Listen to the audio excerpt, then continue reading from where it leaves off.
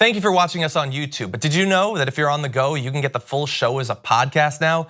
You can get our morning breakdown of the most important topics facing our country, news not being covered by the mainstream media, interviews with change-making progressives, and info on what you can actually do about all this.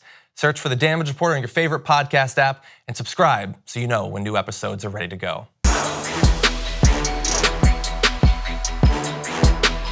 Okay, for the past few months, we've been talking about some of the big trends in the primary contests that have been going on this year, at the very least on the Democratic side. And right now, we're gonna be joined by a candidate who represents at least a couple of those really awesome trends. This is Sarah Smith, a candidate in Washington's 9th District. Sarah, welcome to the Damage Report. Hi, thank you so much for having me. I'm excited to be here. We're very excited to have you here. So look, I want to talk about the specifics of your race, especially because sort of structurally they're different than most general election races. But before we get into that, we've had a lot of first-time candidates in this cycle. You are one of those first-time candidates. So what is it that made you want to get involved in elected politics in this cycle? So there's a lot of things that made me want to get involved. I think I kind of had that same visceral reaction that a lot of people in my generation had after the 2016 presidential election. And I just kind of decided I needed to do something. And I couldn't just sit around and wait for someone else to take charge and do something for me. I had to do it myself. And when I discovered a couple of groups like Justice Democrats and Brand New Congress, I was really excited. I was really amped about it. I was ready to go and find people to help get involved and see what I could do and how I could do my part. And then I got a call that they had a nomination come in for me. And I kind of talked it through, and I was trying to figure out whether or not I wanted to do it. And then I had a conversation with somebody about it. It sounds so hokey, but it really happened, where he said, if the ballot were to come today, would you vote for Adam Smith, the incumbent? And I told him, well, it would depend who else is on the ballot. And he's like, okay, then you need to be who else is on the ballot. And he was right. We've had enough dynastic politics. We've had enough of these lawyers, enough of these CEOs, enough of people that don't understand what life is like for regular working people and don't understand what legislation means to people like me and people who are working hard just to get ahead. People that are constantly held back by a system that forces them in that direction. And we need somebody who speaks our language and understands our voice in Congress to fight for us. And we've certainly had a lot of politicians who've been in office for a very long time, as he has. I think he's a 9 or 10 term incumbent. So 11 term. Whew, okay, yes. Wow. So he's been there for quite a while.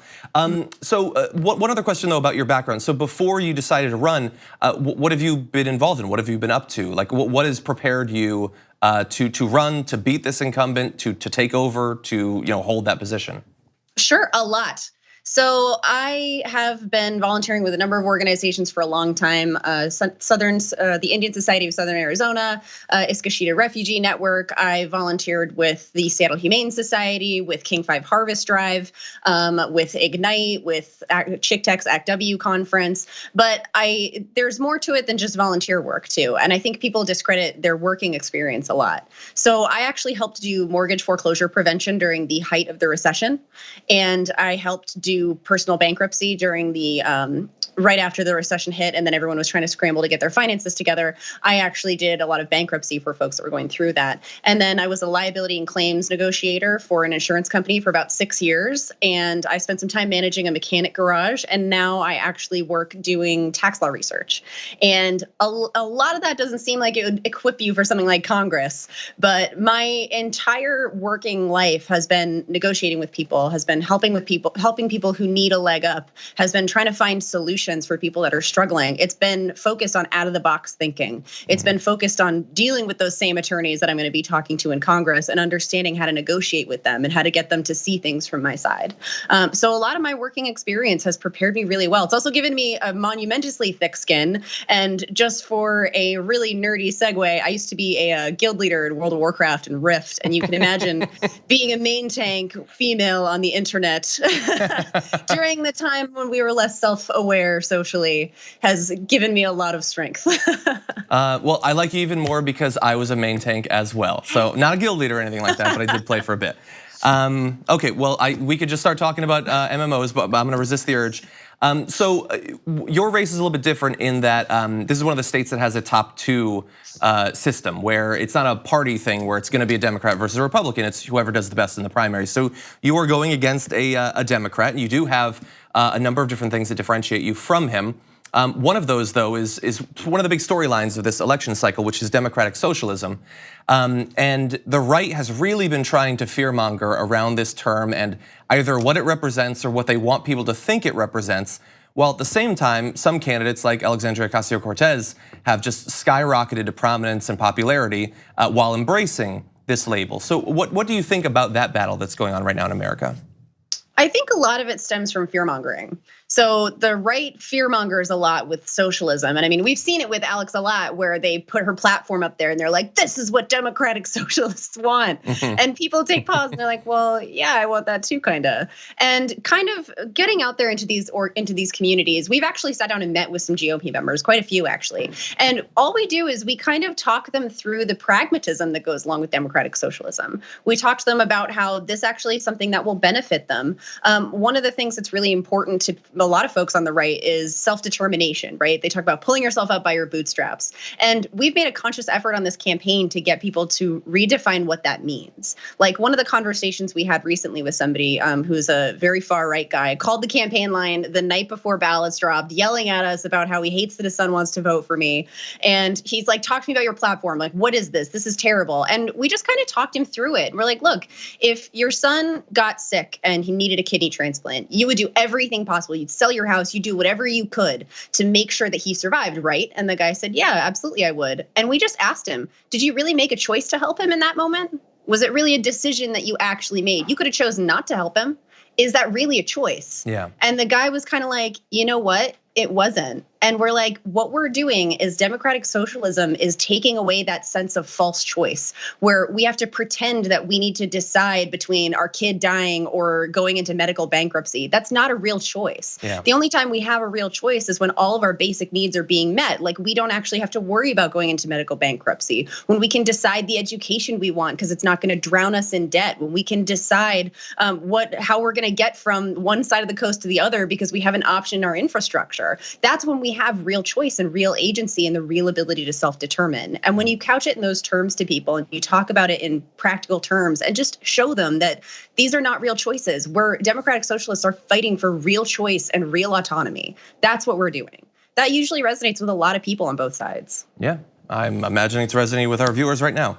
So I do want to ask you one other question though, because I saw that you were tweeting about this right before we went live with the show today, and that has to do with Brett Kavanaugh. His process has gone forward. The vote was successful. He will have a vote to potentially get on the Supreme Court this weekend. There are still some senators that appear possibly undecided. As you're watching this go forward, as you've been watching it over the past few weeks, what are your thoughts about the stakes here and what it represents? So I actually am a sexual assault survivor. This is something that is incredibly visceral to watch for me. And I've seen some friends of mine who I still somehow have retained some conservative Facebook friends, but I've watched them talk about not believing Christine Blasey Ford. And the thing that I try to tell people is whether or not you do, his conduct alone should absolutely disqualify him from this position. Absolutely. Instead of answering questions truthfully and honestly, he chose to scream and start crying on the podium and point fingers at female senators that were interviewing him. His conduct alone doesn't make me confident that he's going to be any kind of beneficial justice in any court. And quite frankly, a person that reacts that way when they're being confronted with something like that is not somebody I want on the Supreme Court. Yeah. And part of the problem for me too, and what's really most visceral is this is not the face of a guy who regrets doing something. This is not the face of a guy who has it under control. This is the face of a man who has gone his whole life where nobody ever challenges him. This is a guy where he just expects to walk into a room and get exactly what he wants and never face a challenge. This is the face and the action of a man who is entitled to this position and who demands to be given this position he's entitled to. I think it's important for the Senate to not confirm him, surely to send a message that nobody is entitled to any position. They are elected to that position and appointed to that position, but they're not entitled to it. And for women like me who are having to relive this trauma of sexual assault over and over again, just watching him grates on my nerves and feeling how helpless all this voice sounds in this whole process, we feel helpless. We feel like our experiences don't matter. We feel like what happens to us doesn't matter. Like no matter how many times we call, it doesn't matter.